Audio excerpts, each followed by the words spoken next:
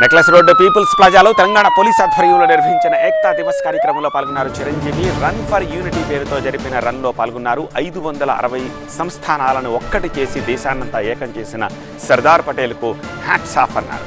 పటేల్ నేటి తరానికి స్ఫూర్తి అని, ఏం జరిగినా ఐక్యంగా ఉండాలన్న సర్దార్ సంకల్పం గొప్పదన్నారు చిరంజీవి.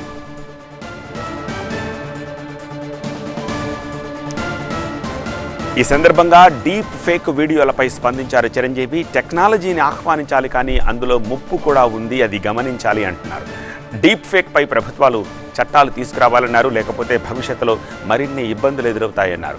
డీప్ ఫేక్ వీడియోలపై ఇప్పటికే ఫిర్యాదు చేశానని, స్వయంగా సిపి సజ్జనార్ కేసును పర్యవేక్షిస్తున్నారన్నారు చిరంజీవి. ఈ విషయంలో డెఫినెట్గా వాళ్ళు ఇప్పటికే చాలా సీరియస్గా తీసుకున్నారు. ఈ విషయంలో డైరెక్ట్గా సజ్జనార్ గారు ఆయన ప్రస్తావించారు.